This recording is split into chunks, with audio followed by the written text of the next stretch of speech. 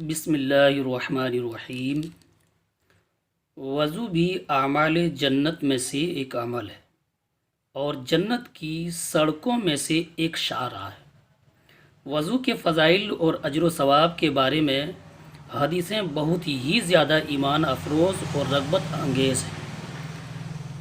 حدیث حضرت ابو ہریرہ رضی اللہ تعالیٰ عنہ سے روایت ہے، انہوں نے کہا کہ رسول اللہ صلی اللہ تعالیٰ علیہ وسلم نے فرمایا کہ میں تمہیں ایسے کاموں کا راستہ نہ بتا دوں جس سے اللہ تعالیٰ تمہارے گناہوں کو بھی مٹا دے اور تمہارے درجات کو بھی بلند فرما دے۔ صحابہ نے عرض کیا، کیوں نہیں یا رسول اللہ، ایسے عمل کی تو بہت ہی ضرورت ہے۔ تو آپ نے ارشاد فرمایا کہ تکلیفوں کے باوجود کامل وضو کرنا اور مسجدوں کی طرف بکثرت قدم رکھنا اور ایک نماز کے بعد دوسری نماز کا انتظار کرنا، یہ چیزیں جہاد کے حکم میں۔ حضرت عثمان رضی اللہ تعالیٰ عنہ سے روایت ہے کہ رسول اللہ صلی اللہ تعالیٰ علیہ وسلم نے ارشاد فرمایا کہ جو بہترین طریقے سے وضو کرے اس کے بدن سے اس کے گناہ نکل جاتے ہیں، یہاں تک کہ اس کے ناخنوں کے نیچے کے گناہ بھی نکل جاتے ہیں۔ حضرت عقبہ بن عامر رضی اللہ تعالیٰ عنہ سے روایت ہے کہ رسول اللہ صلی اللہ تعالیٰ علیہ وسلم نے فرمایا، جو مسلمان اچھی طرح وضو کرے پھر کھڑے ہو کر 2 رکعت نماز اس طرح پڑھے کہ اپنے دل اور چہرے کے ساتھ ان دونوں رکعتوں پر توجہ رکھے تو اس کے لیے جنت واجب ہو جاتی ہے۔ امیر المؤمنین حضرت عمر رضی اللہ تعالی عنہ سے روایت ہے، رسول اللہ صلی اللہ علیہ وسلم نے فرمایا کہ تم میں سے جو کوئی خوب کامل وضو کرے پھر ان کلمات کو پڑھے، اشہد اللہ الہ الا اللہ وان محمدن عبدہ ورسولہ، تو اس کے لیے جنت کے 8 دروازے کھل جاتے ہیں کہ وہ جس دروازے سے چاہے جنت میں داخل ہو جائے۔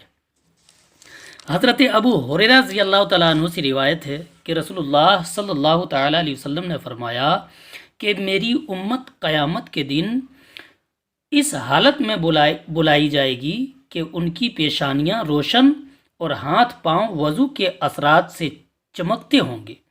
تو جو اپنی روشنی بڑھا سکتا ہو اس کو چاہیے کہ وہ اپنی روشنی کو بڑھائے۔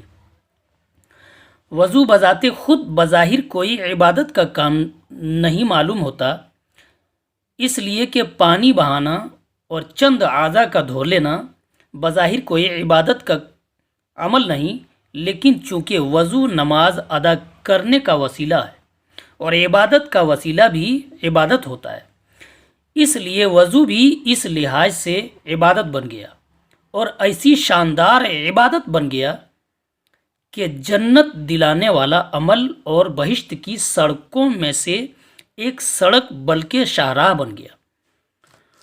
اس عنوان کی حدیث نمبر 1 میں تکلیفوں کے باوجود وضو کرنے کا مطلب یہ ہے کہ سردی وغیرہ کے موقع پر تکلیف کے باوجود اعضاء کو پورا کامل طریقے سے سنت کے مطابق دھوئے، اس میں ہرگز کوئی سستی یا کوتاہی نہ کرے۔ اس حدیث میں کامل وضو کرنے اور کثرت سے مسجدوں میں آنے جانے اور ایک نماز کے بعد دوسری نماز کا انتظار کرنے، ان تینوں باتوں کو حضور اکرم صلی اللہ تعالیٰ علیہ وسلم نے فذالکم الرباط فرمایا۔ رباط کے معنی اسلامی سرحد پر گھوڑا باندھ کر کفار سے جہاد کرنا اور دارالاسلام کو کفار کے حملوں سے بچانا۔ حدیث کا مطلب یہ ہے کہ گویا ان تینوں کاموں کو بجا لانے کا ثواب جہاد کے مثل ہے۔ میں نے ابھی دوسری حدیث جو بیان کی، تمام گناہوں کے بدن سے نکل جانے کا مطلب یہ ہے کہ وضو کرنے سے گناہ صغیرہ، چھوٹے گناہ کل کے کل معاف ہو جاتے ہیں۔ گناہ کبیرہ بڑے گناہ اگر حقوق اللہ سے ان کا تعلق ہے، مثلا نماز روزہ چھوڑ دیا، تو بغیر سچی توبہ کے یہ گناہ معاف نہیں ہو سکتا۔ اور اگر حقوق العباد سے تعلق رکھنے والے گناہ کبیرہ ہوں، جیسے کسی کا مال چورا لیا ہے، تو اس کو معاف کرانے کے لیے توبہ کے ساتھ ساتھ بدنوں سے معاف کرا لینا بھی ضروری ہے۔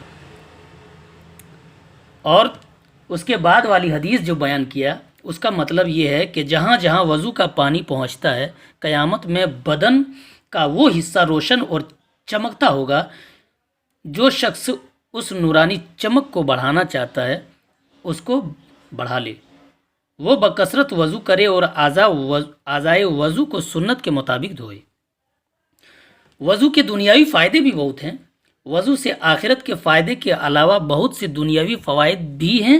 مثلا وضو رہنے سے مسلمان شیطان کے وسوسوں اور شیطانی حملوں سے محفوظ رہتا ہے۔ وضو بہت سی بیماریوں کا علاج اور تندرستی کا محافظ ہے۔ وضو کر کے جس کام کے لیے گھر سے نکلے، انشاءاللہ تعالی وہ کام پورا ہو جائے گا۔ اسی لیے اولیاء کرام کا یہ طریقہ رہا ہے کہ وہ ہمیشہ یا اکثر اوقات باوضو رہا کرتے تھے۔ بسم اللہ الرحمن الرحیم۔ وضو بھی اعمال جنت میں سے ایک عمل ہے اور جنت کی سڑکوں میں سے ایک شاہراہ ہے۔ وضو کے فضائل اور اجر و ثواب کے بارے میں حدیثیں بہت ہی زیادہ ایمان افروز اور رغبت انگیز ہیں۔ حدیث حضرت ابو ہریرہ رضی اللہ تعالیٰ عنہ سے روایت ہے، انہوں نے کہا کہ رسول اللہ صلی اللہ تعالیٰ علیہ وسلم نے فرمایا کہ میں تمہیں ایسے کاموں کا راستہ نہ بتا دوں جس سے اللہ تعالیٰ تمہارے گناہوں کو بھی مٹا دے اور تمہارے درجات کو بھی بلند فرما دے۔ صحابہ نے عرض کیا، کیوں نہیں یا رسول اللہ، ایسے عمل کی تو بہت ہی ضرورت ہے۔ تو آپ نے ارشاد فرمایا کہ تکلیفوں کے باوجود کامل وضو کرنا اور مسجدوں کی طرف بکثرت قدم رکھنا اور ایک نماز کے بعد دوسری نماز کا انتظار کرنا، یہ چیزیں جہاد کے حکم میں ہیں۔ حضرت عثمان رضی اللہ تعالیٰ عنہ سے روایت ہے کہ رسول اللہ صلی اللہ تعالیٰ علیہ وسلم نے ارشاد فرمایا کہ جو بہترین طریقے سے وضو کرے، اس کے بدن سے اس کے گناہ نکل جاتے ہیں، یہاں تک کہ اس کے ناخنوں کے نیچے کے گناہ بھی نکل جاتے ہیں۔ حضرت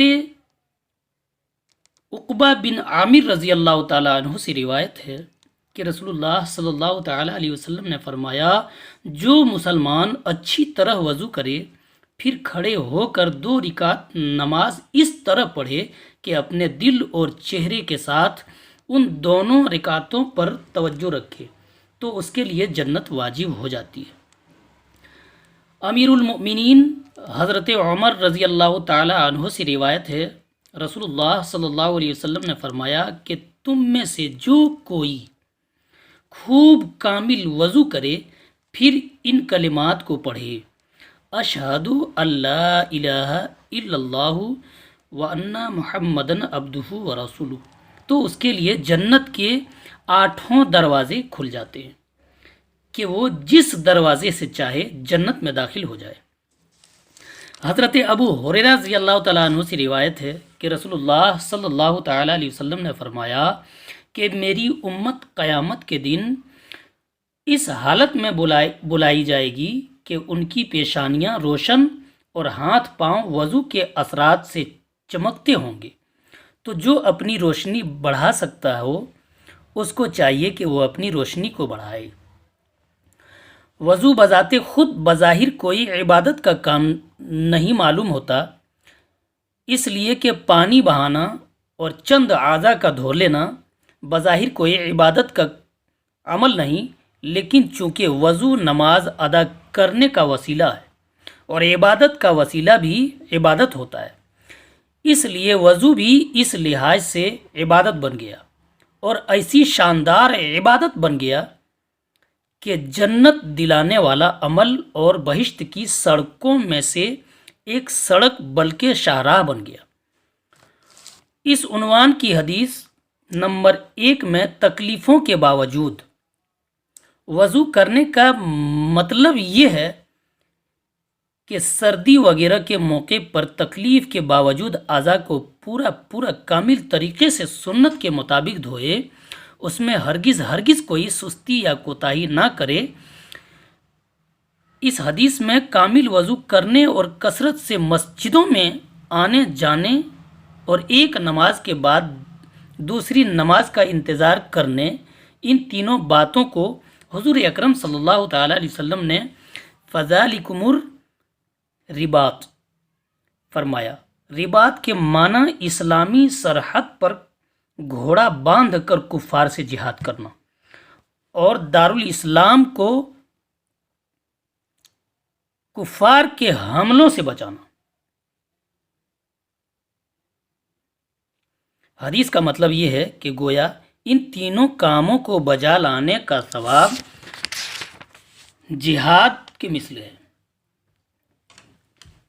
میں نے ابھی دوسری حدیث جو بیان کی، تمام گناہوں کے بدن سے نکل جانے کا مطلب یہ ہے کہ وضو کرنے سے گناہ صغیرہ، چھوٹے گناہ کل کے کل معاف ہو جاتے ہیں۔